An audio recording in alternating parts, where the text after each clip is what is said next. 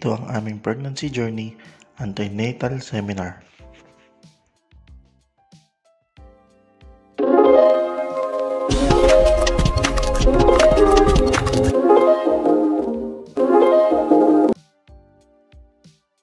This time, 32 weeks na si baby.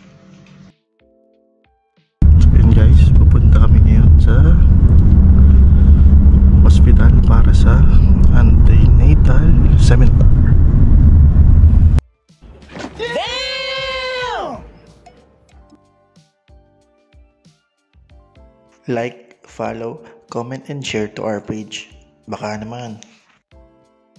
Dito sa Virgil Hospital kaganapin ng seminar. Napakaganda at napakaayos talaga ng hospital na ito.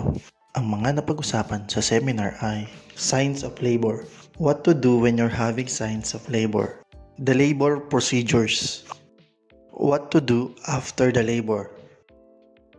Breastfeeding from lactation expert. Breast milk only for baby up to 6 months.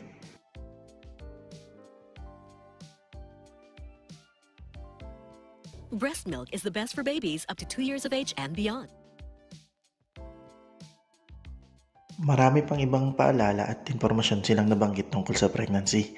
Tulad ng kung anong dapat mong gawin, saan ka tatawag o pupunta when you feel you're in labor.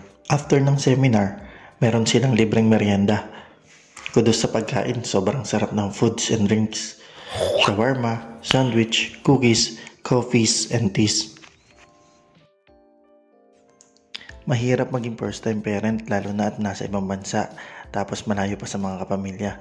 Kaya dapat umattend talaga ng mga ganitong seminar. Kakayanin lahat para sa'yo, baby. Like, follow, comment and share to our page. Baka naman.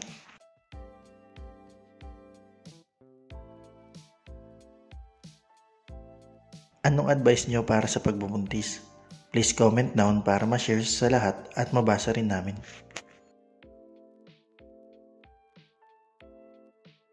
Thank you guys.